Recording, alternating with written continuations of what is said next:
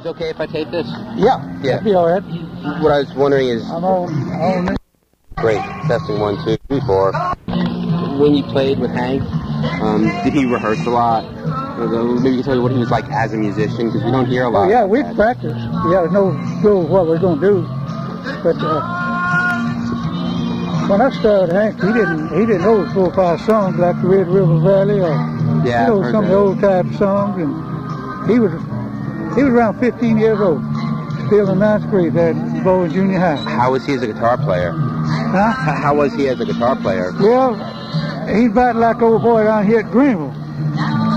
We need a steel guitar man. And Hank asked him, said, I heard that you a steel guitar man player. He said, yeah, but said, I just playing 3 chords though. He said, good. Said, you're the very man I need. Said, I got a 3-chord fiddle player. 3-chord fiddle player. Was he, were you with him when he was leading the band, or mostly in the early part? In the early part. And I was singing with him when he came to Montgomery and appeared with him there later on when he got big. Yeah, you did, in Montgomery. Yeah, I sang at the Coliseum with him when he had the homecoming. You get an image of him as very friendly and likable to people. Was he strict as a musician with the band? Oh, yeah. He was good to everyone, but he wanted everything just plain and simple. You know, he don't have none of that up and down singing, you know. Kind of like Kitty Wells. Right. You know, she sticks to the notes, you know. And Eddie Arnold, you know, he was the one who started waving it up and down and all that. And but Hank wanted strictly straight country music. He didn't want no junk mixed in with it. I guess with the instrumentals also. Huh? I'd heard that he wanted to perform the instrumentals exactly as they were recorded, so people would remember them. Is that? Yeah. Is that well, true? he wanted things right, exactly. Whatever he did, it was plain and simple, and he said he wanted to do it where people can understand it. Back then, of course, it's a little different than now. Sure, but, sure. I believe if he was still living, he told me, I talked to him not too long before he died, he was really riding high then, you know. Really? I said, Hank, keep it country. He said, I will. He said, I won't get away from country. Do you know what music he listened to? Well, he listened, of course, to Roy Acuff and Ernest Tubbs and the popular singers then. Sure. And like everybody else, you know, he listened to one that's going good. And he even tried to imitate Roy Acuff and Ernest Tubbs now maybe a little bit. And then he found out that when you're copying somebody else, you're making them bigger. Right, You're not doing nothing for yourself. That's the reason I got on recording. See, I was on MGM Records. Were you? If I'd went up there copying someone else, they didn't want me. But I have my own style. I don't sing like no one else, and that's what they want. They want somebody different. What was it like writing a song with Hank? How did that work? Oh, just like me and you talking. Really? He'd do one line, I'd do another. Do you remember where you were? Well, we wrote Rockin Chair Daddy in Hank's house there in Nashville. In Nashville? Yeah. And but that's all he studied was music ever since I ever knew him. I mean, that was it. Did he read music? No. He didn't. Whenever you're reading that, you're doing something somebody else is doing. Do you read music? No. No.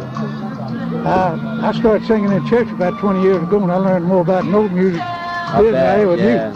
But then in church, you know, you got to stay right on the time. Yeah, they don't want you to singing in.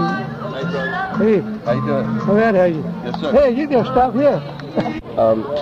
Getting back to Rockin Chair, what year did you write that in? Do you remember? In 1950. 1950. Yeah, I was at Hank's house, and I was going to record. See, I was recording for MGM Records, and I needed 4 songs. Well, we came up with Teardrop on a Rose and a song that Johnny and Jack had written, If Tears Would Bring You Back.